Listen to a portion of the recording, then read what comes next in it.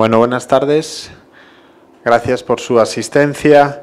El día de hoy, siguiendo nuestra serie de Brown Bag Seminars, tenemos al maestro Walter López, quien es colaborador desde hace ya varios años con CIMMYT y en concreto con el proyecto Masagro desde décadas. Bueno, los años hacen décadas, ¿no? Con Masagro en los últimos años, muy en concreto, trabajando de la mano de Jorge en el Hub de Chiapas. Entonces, Walter es ingeniero agrónomo con una especialización en agricultura tropical en el CATI de Costa Rica. Es investigador titular de INIFAP en el campo de Centro Chiapas, en el área de manejo de recursos naturales, manejo de cuencas, desarrollo rural sustentable y producción orgánica. Entonces, además de su experiencia profesional, ha trabajado en la Secretaría de Desarrollo Rural y en la Secretaría de Agricultura y Ganadería del Estado de Chiapas. Y bueno, actualmente estamos trabajando con él en un proyecto de rehabilitación de suelos para sistemas de producción de maíz. Y la presentación de hoy pues es un poco más amplia, es del enfoque sistémico y cómo aplicarlo en agricultura de conservación. Entonces, le paso ya la palabra a Walter. Gracias. Muy bien. Gracias por su presencia y por la invitación que me hicieron a participar en esta serie semanera, la cual hago con muchísimo gusto. Lo que les voy a compartir hoy, más que la base teórica de sistemas, es la aplicación práctica y por qué llegamos a este enfoque, tomando la experiencia de cómo hacer el desarrollo rural integral en el caso de Chiapas. Yo llevo 30 años de experiencia en el sector y siempre nos había dado vuelta a la cabeza de cómo entrarle todo el mundo habla de desarrollo integral, ¿verdad? Pero lo más difícil es de hacer esa integración. Y todo el mundo habla de sustentabilidad y es sumamente difícil de pasar del papel a la práctica, ¿no?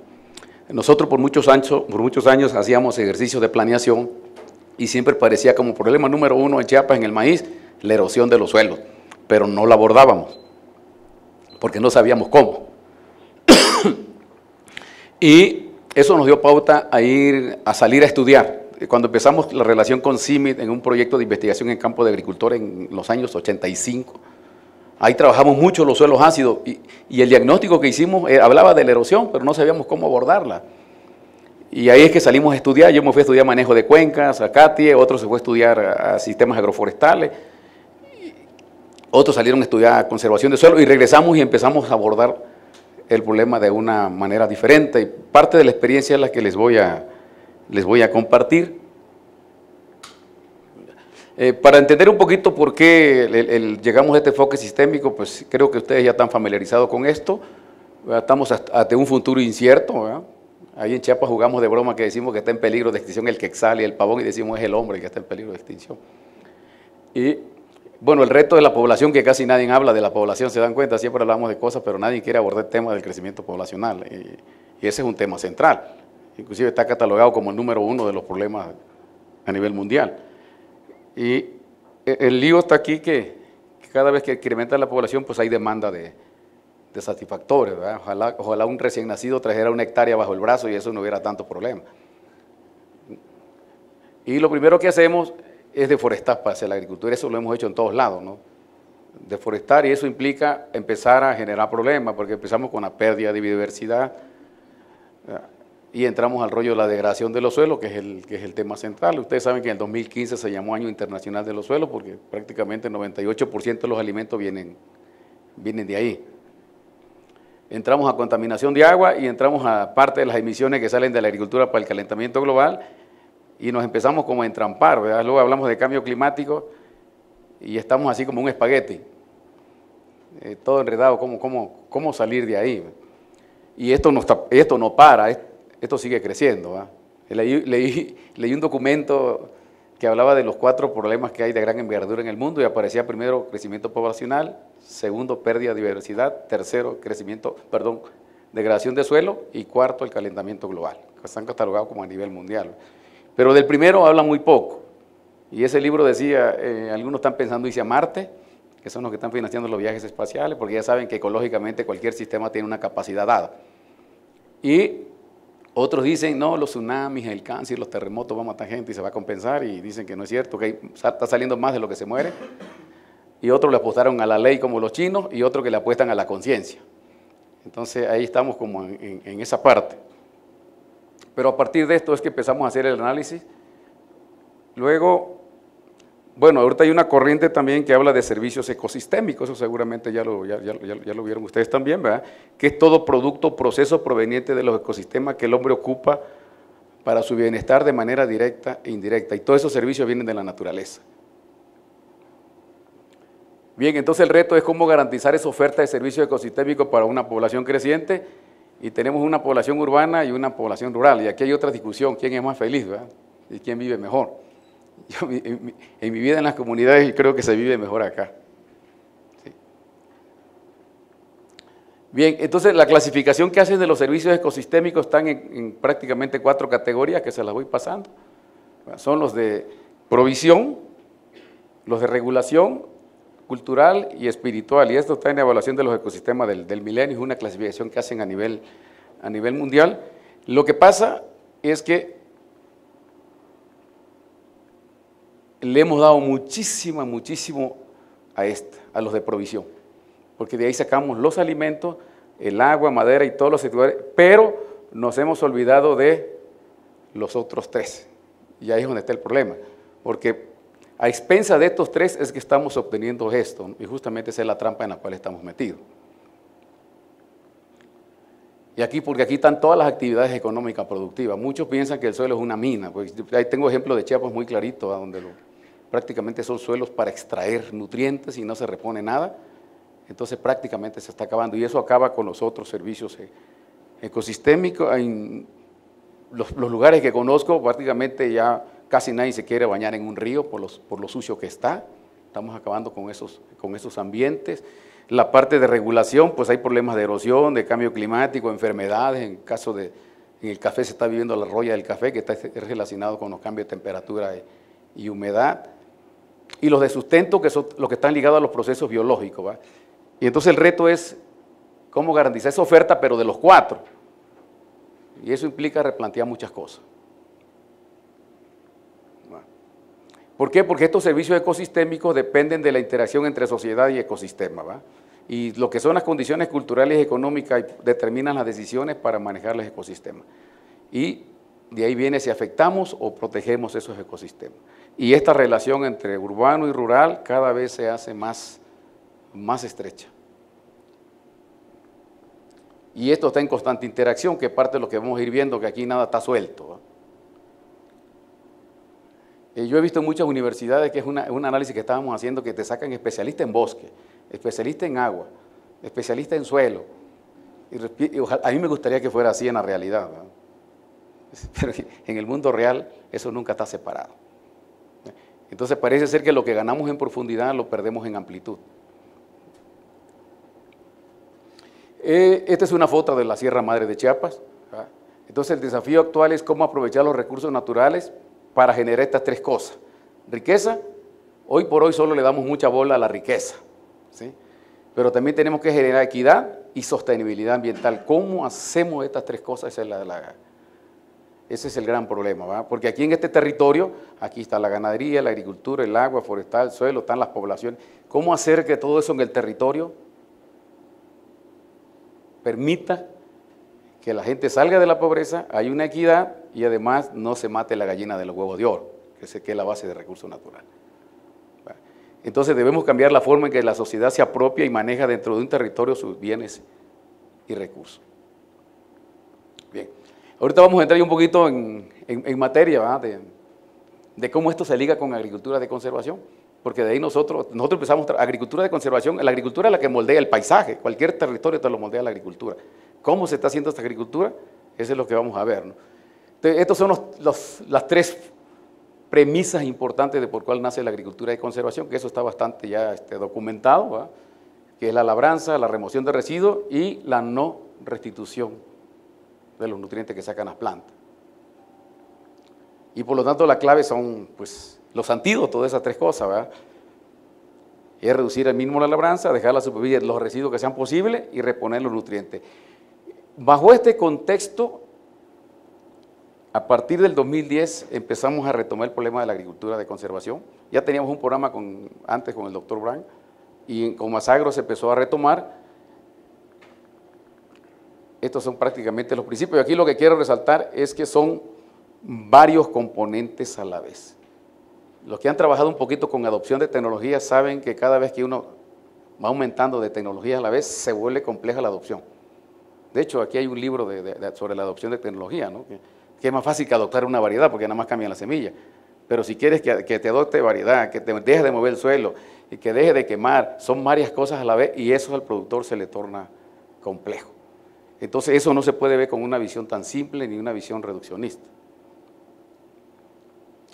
Estos son la base que tenemos nosotros cuando quisimos introducir la agricultura de conservación. Como ya sabíamos qué queríamos de la agricultura de conservación, el sentido común nos dijo, bueno, vamos a investigar primero cómo están esos principios en la zona donde queremos entrar a trabajar.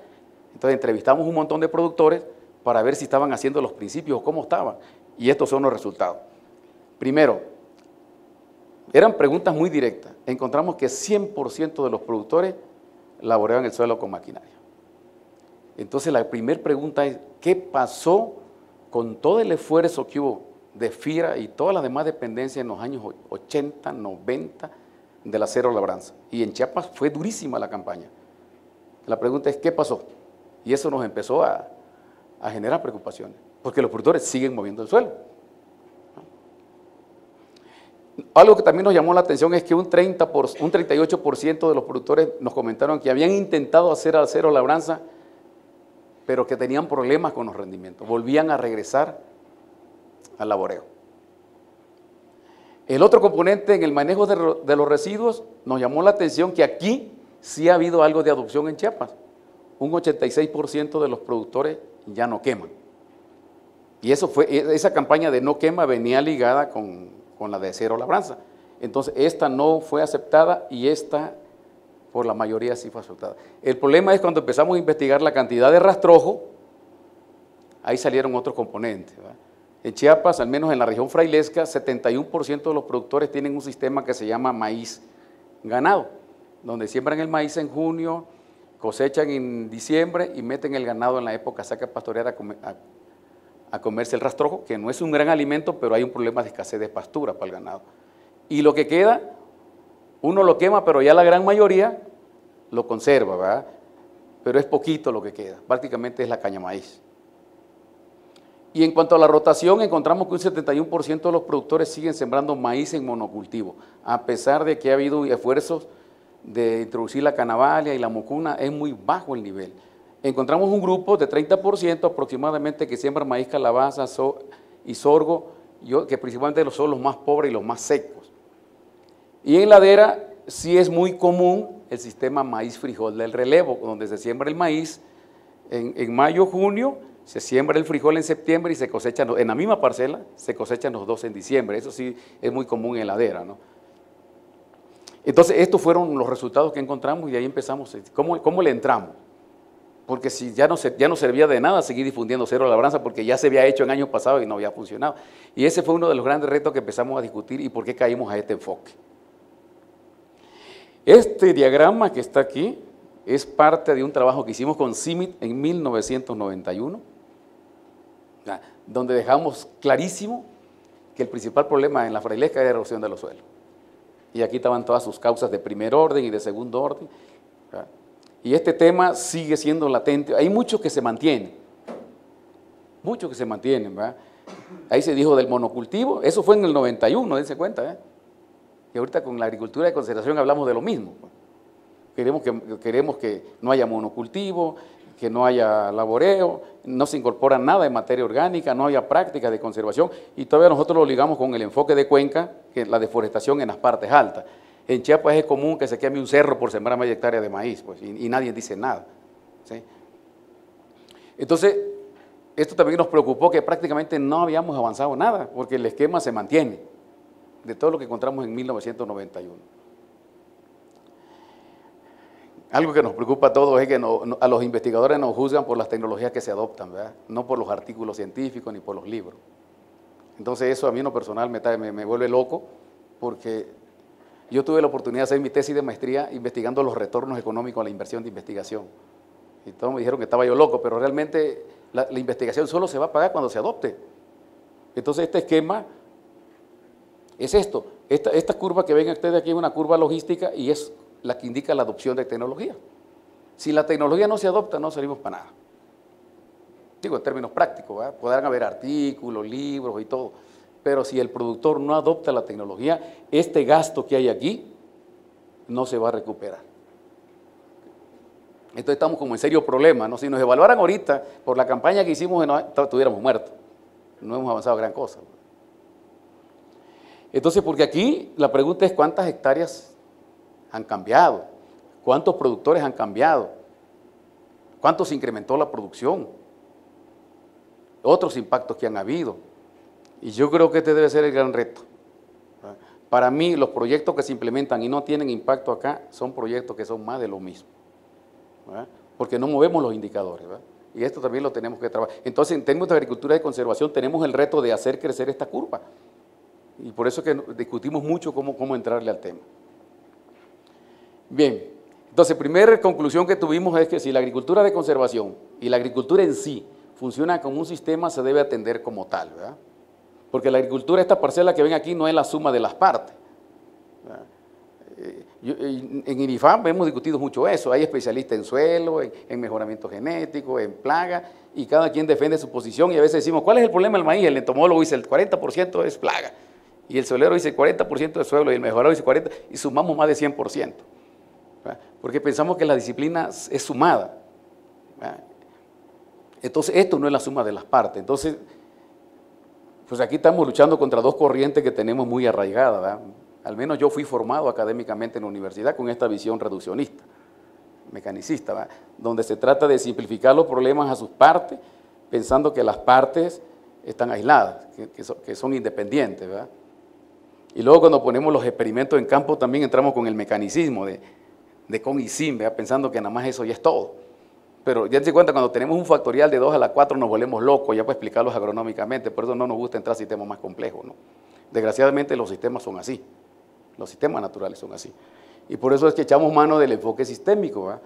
Donde ciertamente es más complejo, ¿sí? Y a veces se siente uno con la impotencia de no poderlo abordar, pero justamente es donde viene la alianza interdisciplinaria, donde cada suceso influye sobre el resto, solo se puede comprender el sistema al contemplar en todo.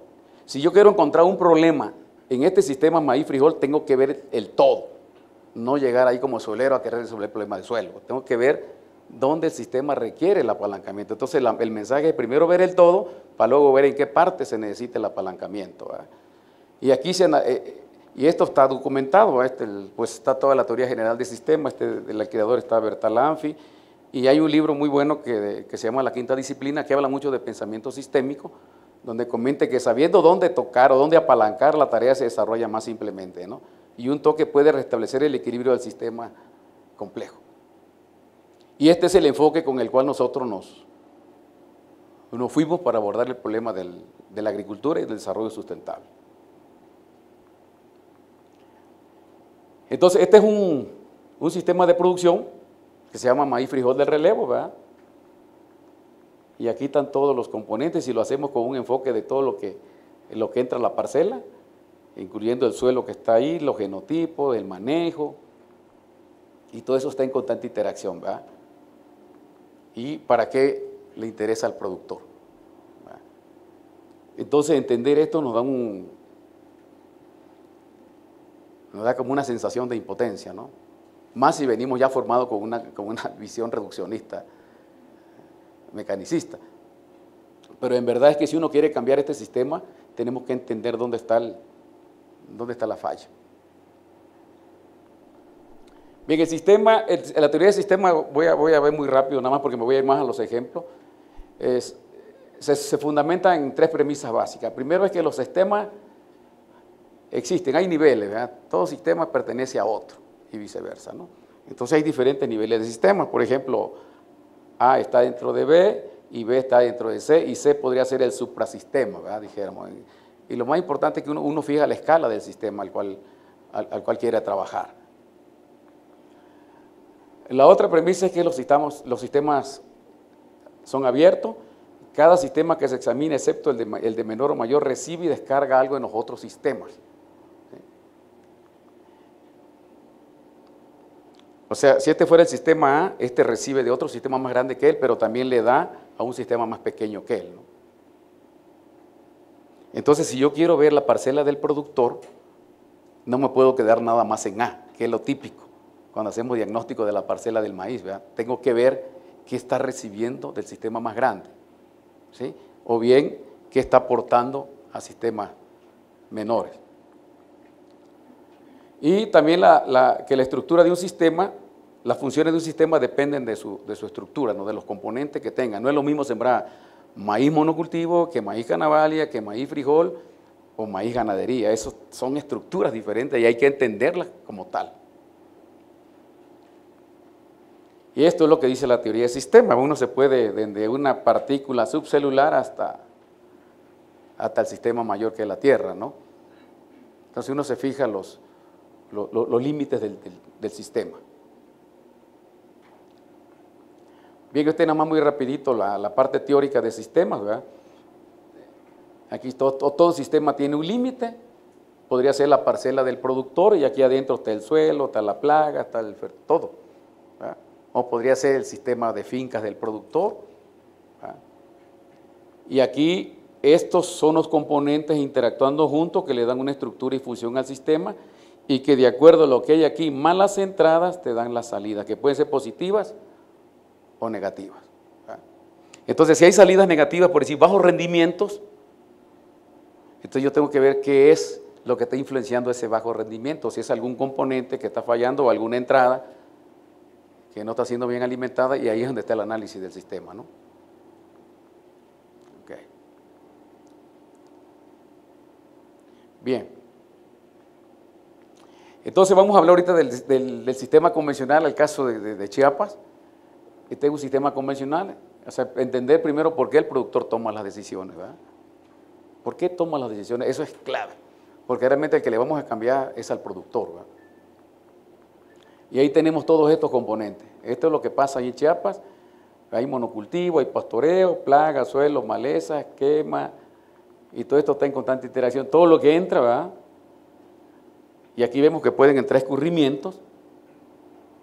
Vamos a ver fotos más adelante de parcelas que pueden estar en una ladera que están en la parte alta. Le manda escurrimientos a otra parcela. Puede entrar fuego, y esto lo hemos discutido mucho en la agricultura de conservación. De nada sirve que aquí se haga una parcela de no quema si el vecino está quemando. No podemos seguir trabajando a ese nivel. Tiene que ser una escala mayor. Y luego tenemos la salida, que donde más le damos importancia es al grano, ¿verdad? Al grano de maíz, pero también si aquí entra ganado a pastorear, también sale ganado, hay erosión de suelo, se fugan nutrientes, hay contaminación, etcétera, ¿no? Y cuando llegamos nosotros a hacer agricultura de conservación, pues le decimos al productor que cambie todo esto. Y le decimos, no, ya no vas a hacer monocultivo, ahora vas a hacer rotación de cultivo, ¿verdad?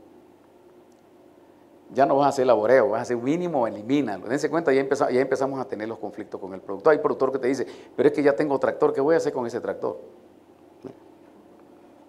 Le está diciendo también que no queme, que haga retención de residuos. Y le dice, ya no metas maquinaria. Eso implica, ya no metes maquinaria, ¿verdad? Que ya no queme, que ya no haya escurrimiento, que ya no entre ganado. Y así vamos eliminando entrada y adentro componentes, ¿verdad? Y aquí le decimos que haga prácticas de conservación de suelo, que haga barreras vivas, que haga presas, que meta canavalia, que meta mucuna, etcétera, etcétera. ¿Verdad? El problema es cómo hacerle. Y el problema es que no hay receta, ¿sí? Entonces, cuando queremos hacer, lo más fácil es echarle la culpa al productor que es tonto. O decir, el productor no entiende, ¿verdad? No entiende porque no quiere dejar de meterle el ganado a pastorear, es la primera pregunta. O no entiende porque le hemos dicho que deje mover el suelo y no quiere hacer caso.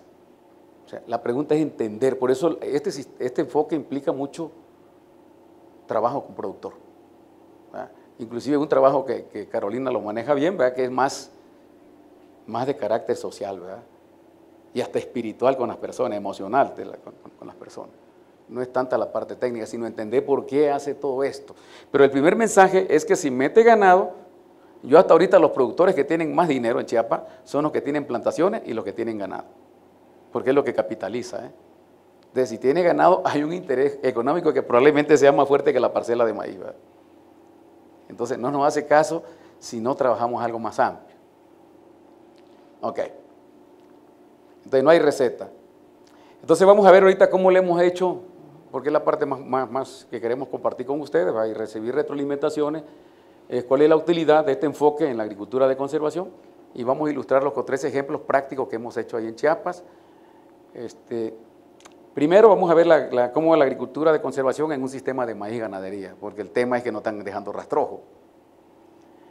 Luego, la rehabilitación productiva de suelos degradados ligado a compactación de suelo por el uso de maquinaria. Todo el mundo sigue moviendo el suelo. Y luego la hace en el contexto de territorio, principalmente en regiones de montaña, en donde el proceso de escurrimiento por el binomio lluvia y acción de la gravedad es fuerte. Entonces vamos a ver primero.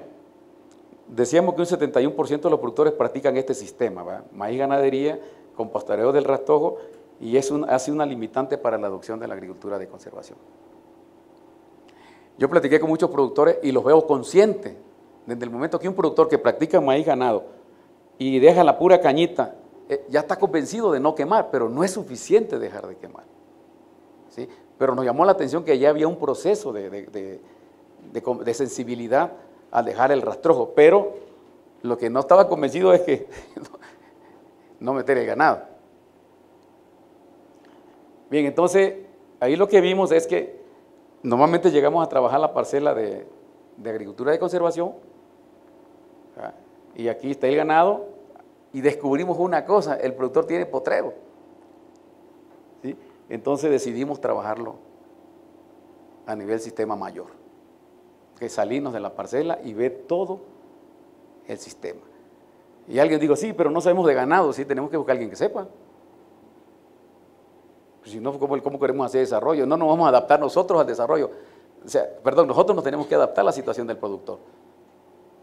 Entonces tenemos que entrarle a todo, porque si queremos cambiar la tecnología, si queremos que él adopte, tenemos que ver todo el sistema completo. Entonces decidimos abordar el enfoque así. No fue fácil. Afortunadamente en INIFAP tenemos muchas disciplinas de los colegas. Llamamos a los forrajeros y sí les dijimos qué es lo que queríamos hacer. Lo platicamos con el productor. Entonces, este es un ejemplo que les voy a presentar. Tenemos varios productores así.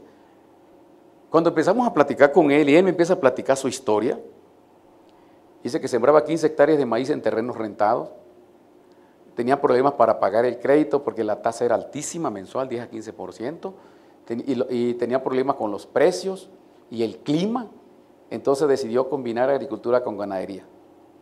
¿Okay? Y ahí empieza la historia. Y lo hizo para minimizar riesgo y ganar más dinero. Y cuando me dijo, y el mejor ejemplo es que aquí tengo mi casa.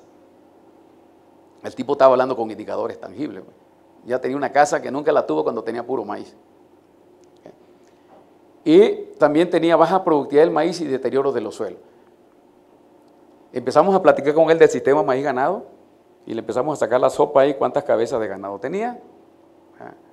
Le empezamos a decir más o menos de que ya con el amigo zootecnista, cuántos eran vacas sin cría, sementales, ordeñas, becerro, y más o menos el peso, porque eso implica consumo de alimento.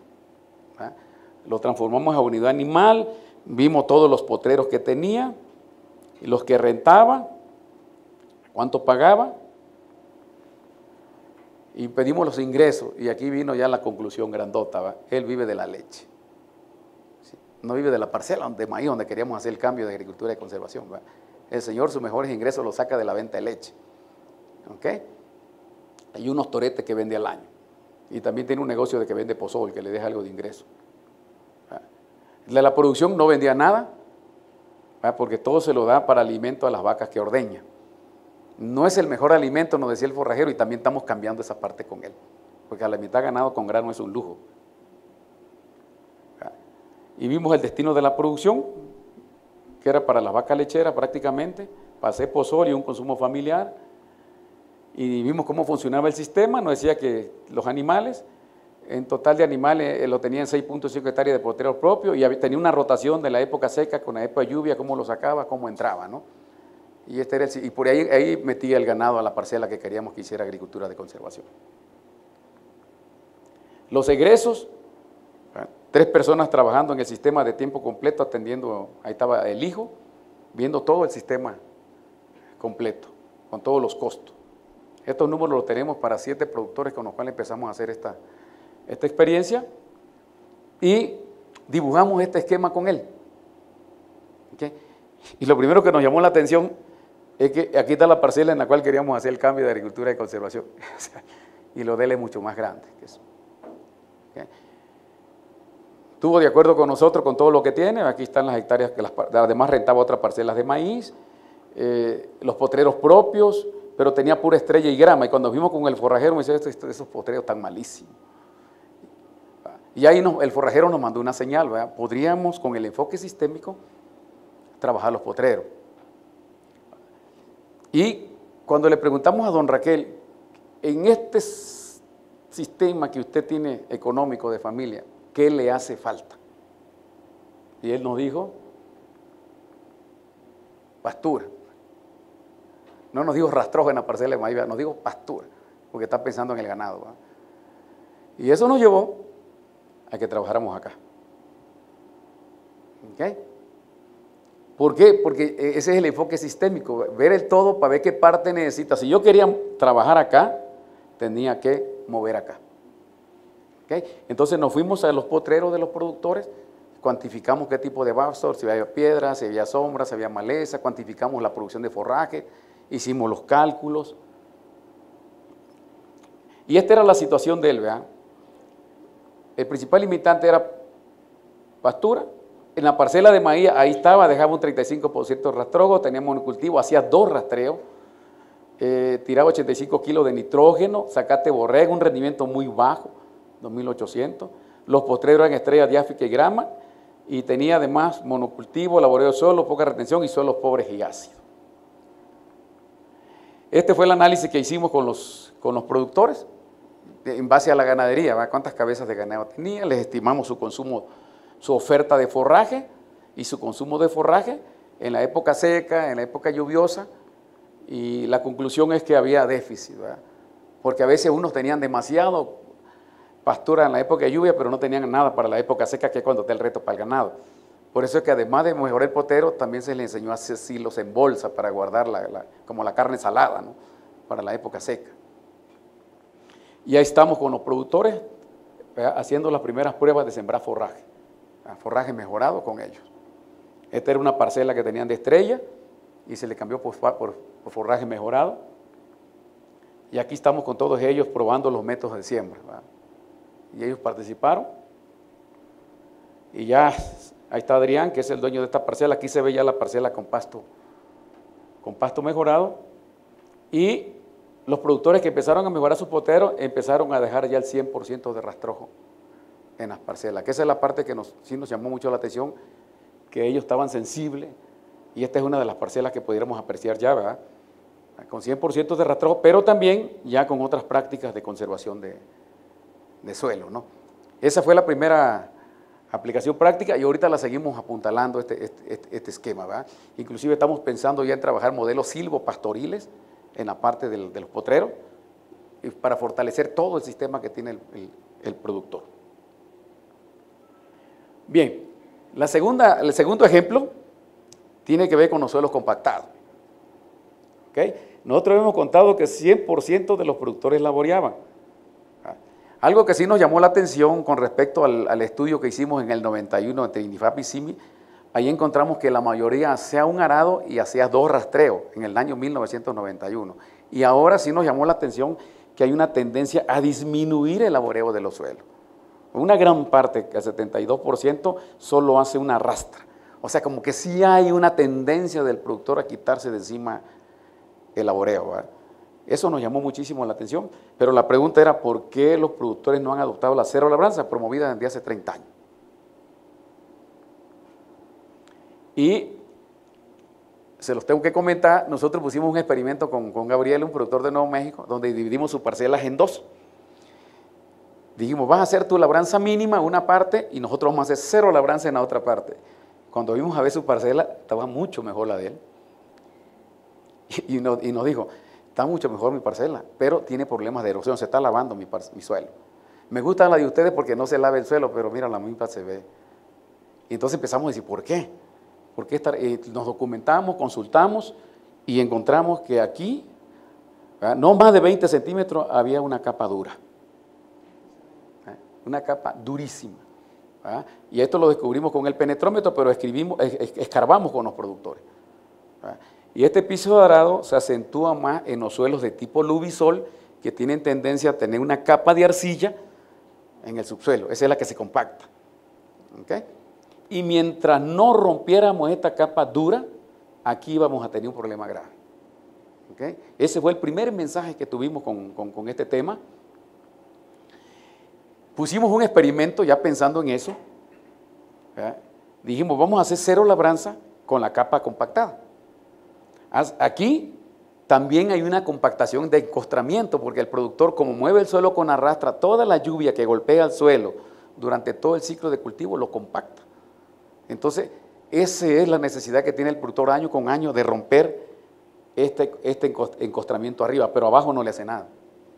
Entonces, por eso esta era como la peor situación, ¿verdad? Un encostramiento arriba y la capa compactada abajo.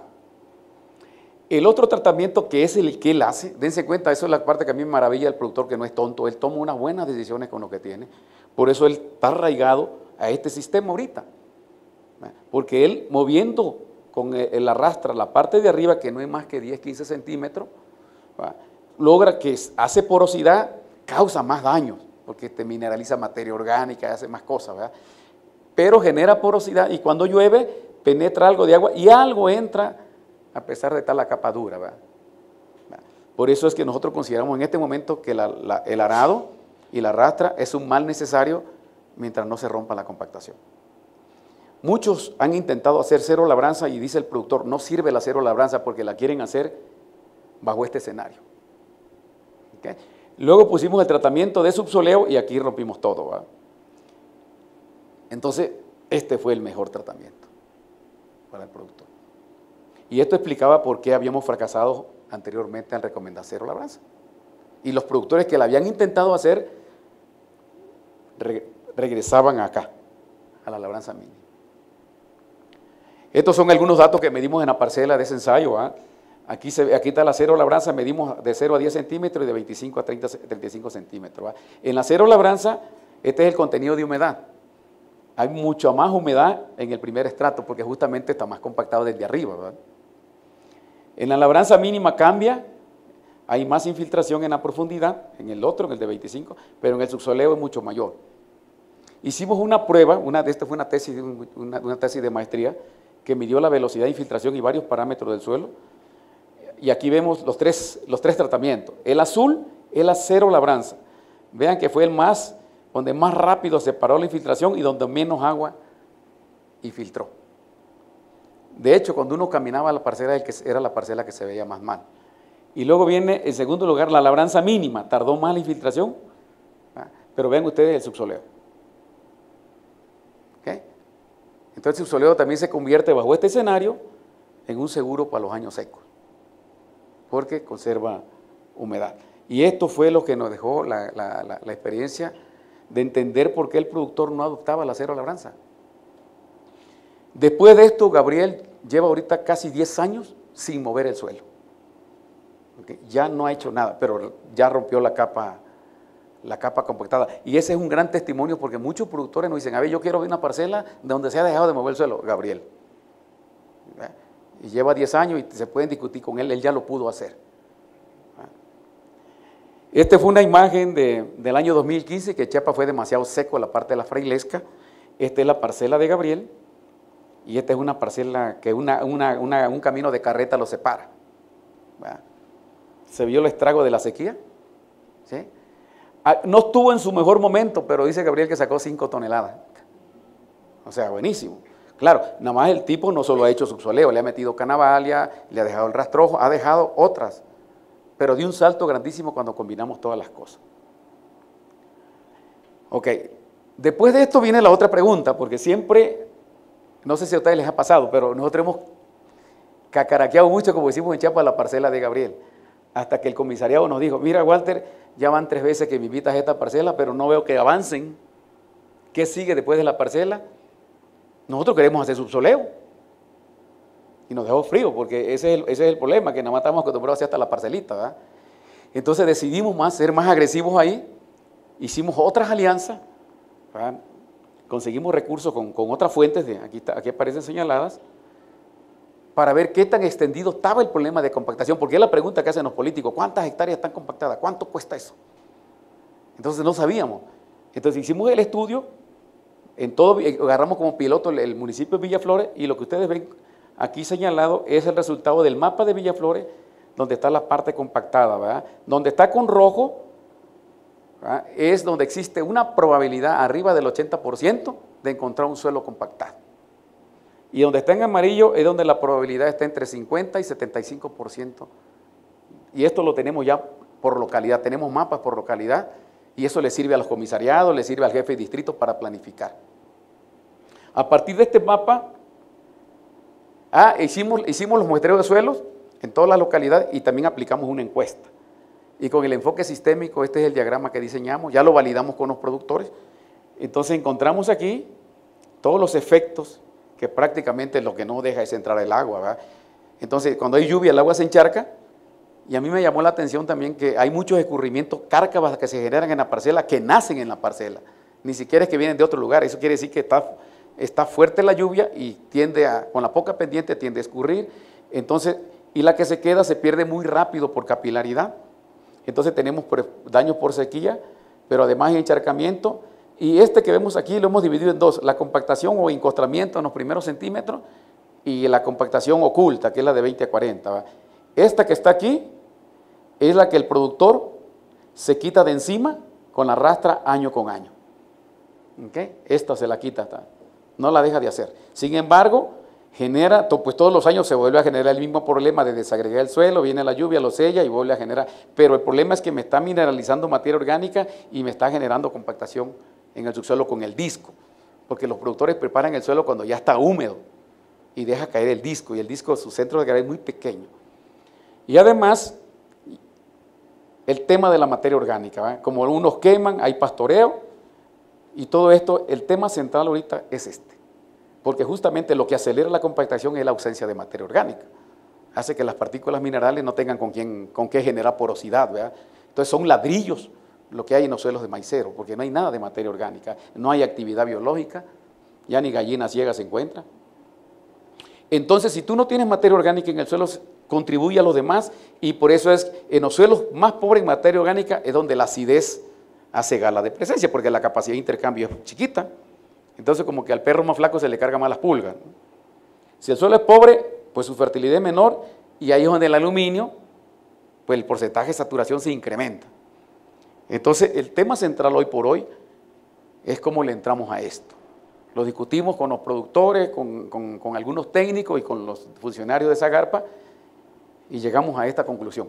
Tenemos que entrarle a todo lo que está con rojo, y vamos a hacerlo gradual. ¿Ok? Entonces, primero vamos a romper esta capa dura con el subsoleo. El subsoleo es como una cirugía, ¿eh? No vamos a estar operando cada ratito el suelo, ¿verdad? Es una vez nomás, y vamos a atacar las causas para que no vuelva a regresar, porque no nos la vamos a estar pasando haciendo subsoleo, porque eso nos lo preguntan los productores. ¿Y cada cuántos años vamos a hacer subsoleo? Pues nada más una vez, pero tienes que cambiar todo.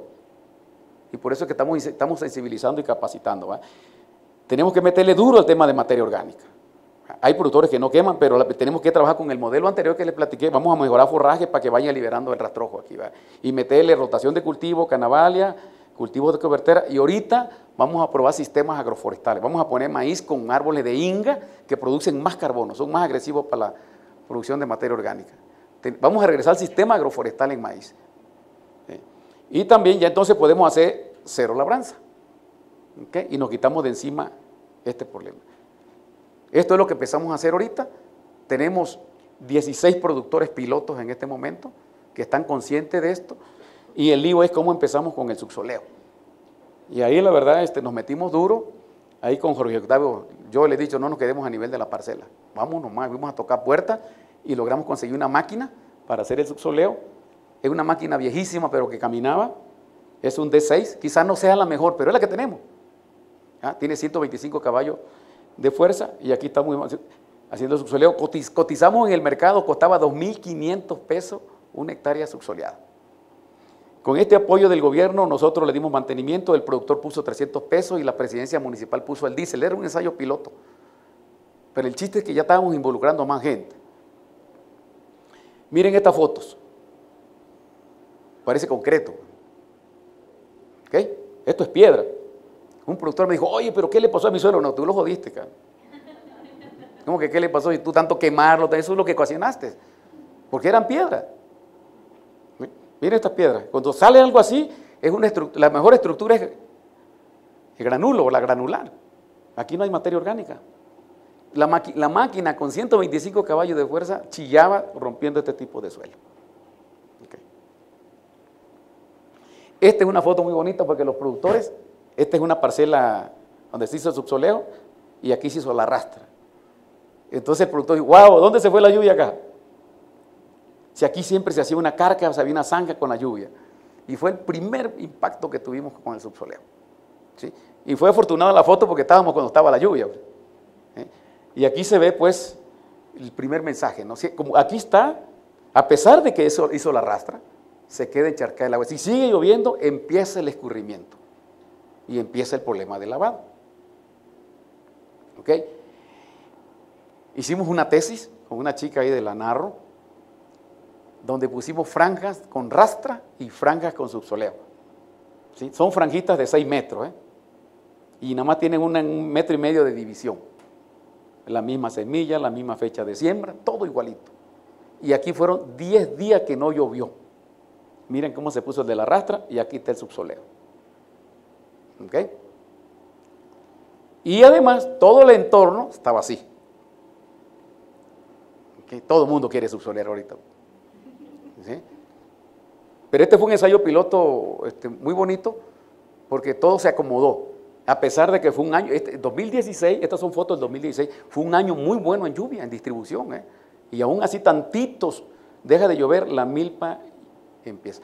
Esta diferencia aquí es 1.7 toneladas por hectárea. ¿Ok? Aquí está el análisis de rentabilidad, solo del subsoleo. ¿Okay? Aquí están los rendimientos, aquí están los costos, inclusive metimos el costo del mercado, del subsoleo, ¿verdad? El productor ya está gastando 600 pesos, o sea que realmente lo que va a invertir además son 1.900, ¿no? con el rollo del presupuesto parcial, ¿verdad? Y tiene una tasa de 190%, ¿no? Que le queda muy bien.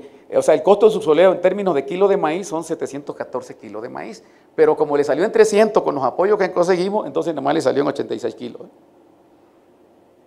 ¿Okay? Entonces con estos productores ahorita le estamos siguiendo la pista porque le queremos meter lo que sigue. La canavalia, que dejen el rastrojo, mejorar el potrero, pero necesitamos un programa diferente para el maíz. ¿Okay? Eso lo hemos discutido muchísimo en foros, ¿no? No podemos seguir viendo el maíz de manera aislada. De hecho, en política pública se cometen aberraciones, porque en la Ley de Desarrollo Rural Sustentable se habla del sistema producto maíz. Y mi pregunta es, ¿dónde queda la palabra sistema? Y terminamos hablando de la pura variedad. Tenemos que ver el sistema como tal. Bien, estos son algunos beneficios que tiene el subsoleo. Esta foto es muy bonita porque Gabriel, que es nuestro estrella ahí él dice, oye, si ya tiene humedad el suelo, yo le puedo sembrar frijol. Y le sembró frijol y sacó 400 kilos con la humedad que ya tenía producto del subsoleo. Eso era insólito porque eso no se hace en la terraza, donde no hay nada de humedad, ¿verdad? Y además, algo que estamos viendo es que si eliminamos la cero labranza, vamos a dejar de usar diésel, que son como 30 litros de diésel a la cela en la rastra, y eso ya lo transformamos en emisiones de carbono, ¿verdad? También estamos contribuyendo en algo con esto. Bien, entonces no solo es subsoleo, aquí ya está la parcela de Gabriel con la canavalia, ¿va? Nada más que vimos que la canavalia sí aporta, pero es muy lenta, queremos algo más agresivo, pero estamos pensando en el INGA como un productor de carbono en la parcela, ¿va? Bien, y aquí vemos el sistema completo, este es el testigo, ¿va? Donde el productor hace el laboreo, no deja el rastrojo, y aquí, de aquí para allá, está el sistema. de conservación, ¿verdad? Donde ya se hizo subsoleo, ya está la canavalia, ya no quema y ahí obviamente se ve mucho mejor el suelo.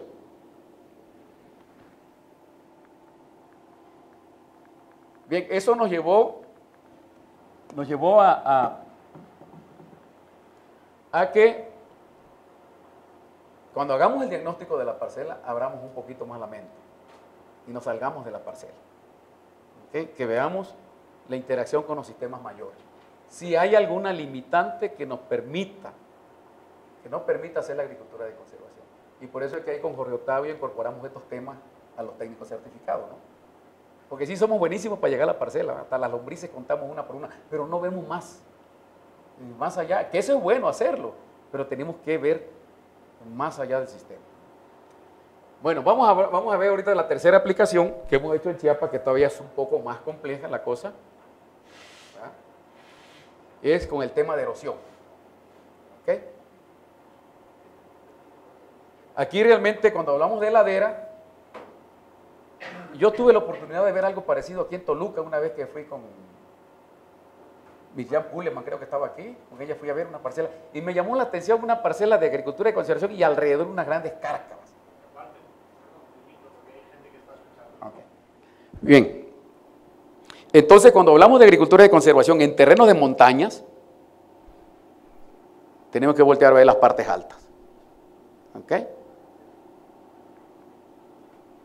El agua de la lluvia y todo lo que arrastra corre a una velocidad y con una fuerza que depende de la pendiente y de lo que tenga el suelo encima. Si el suelo está desnudo, quemado, entonces obviamente eso se lleva el suelo. Ahí la gota de la lluvia desprende y arrastra. Es lo que conocemos como erosión hídrica, ¿no? Esta foto es de Francisco Villa en Villaflores. Lo que llama la atención es que es un terreno plano. La pregunta es, ¿de dónde vino eso?